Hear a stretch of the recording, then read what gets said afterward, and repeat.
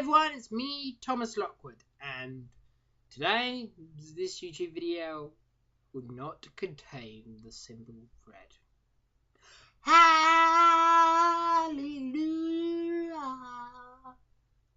I hate mono red commanders to the hell graveyard. So we're talking about blue now because that's the order I'm going to go. Now, we're going to go through the cuts. I'm going to point out 3 I'm not going to talk about. They're popping over your screen right now. And then there's 2 I'm going to talk about.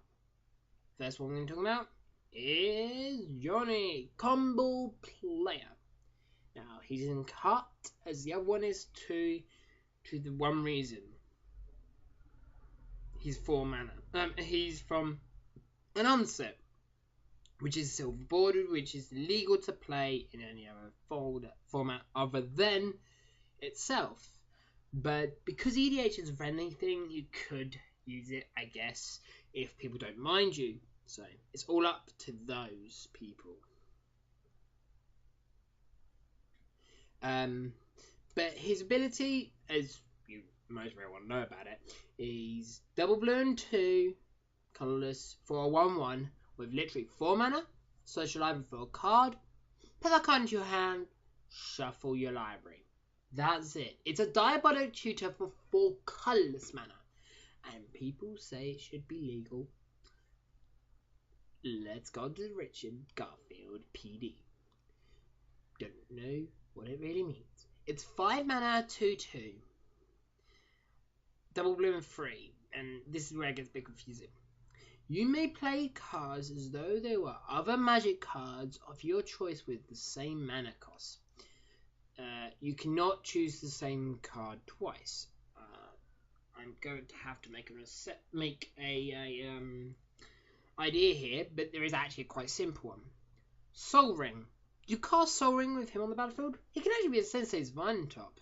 Psst, simple. I don't mind. Switch my Soul Ring for Sensei's Vine top.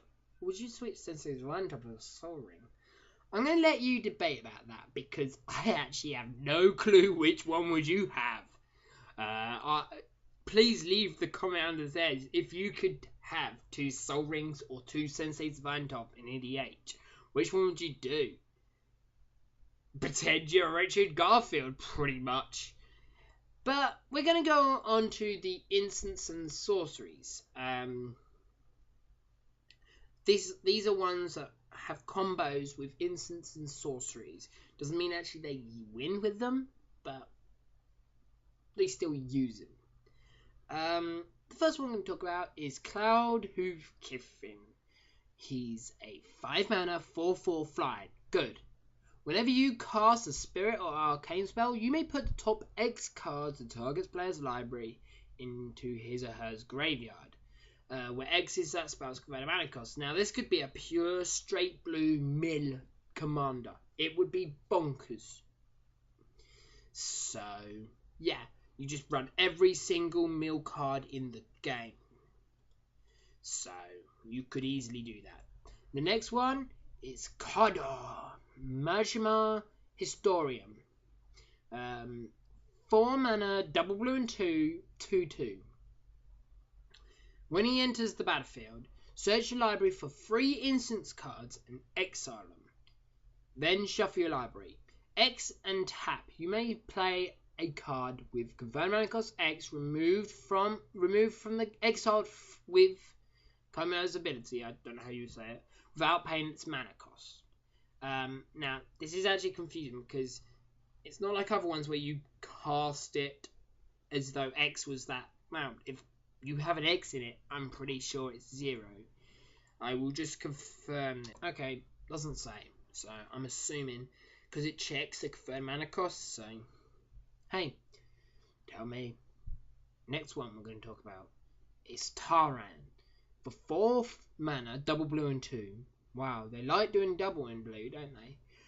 It's a 2/2. Whenever you cast an instant or sorcery spell, you get to put a 2/2 Drake onto the battlefield with flying.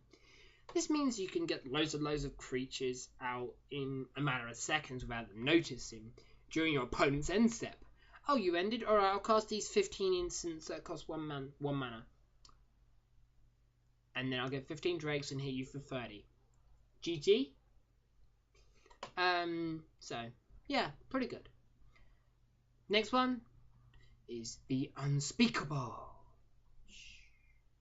We'll speak about him under our breaths so he doesn't hear me.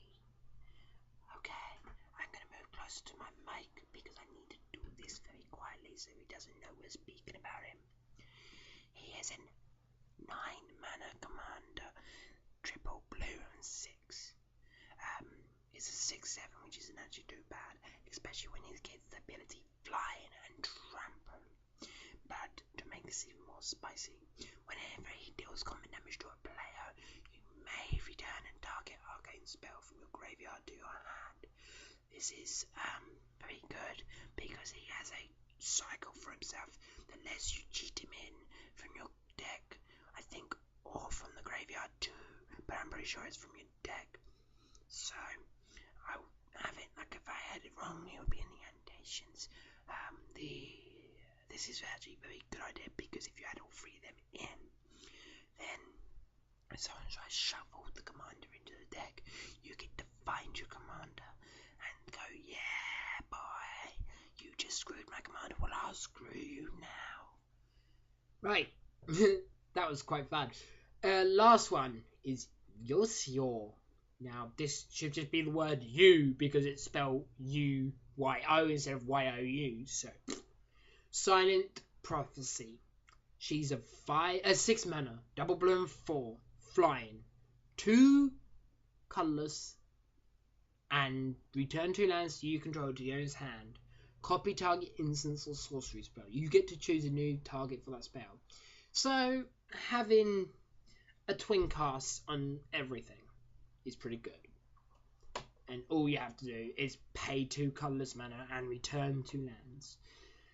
So yeah, that is all it for today. Now normally this one should be the Tuesday one, and normally I said I'll do one on the Wednesday, but no, I'm gonna skip Wednesday because Wednesday is gonna be the one I'm actually gonna talk about a random topic. So the next time I'll speak to you is tomorrow, but not about this topic. So I'll see you technically on Thursday if you're going for this thing, but tomorrow if you're not. So bye bye.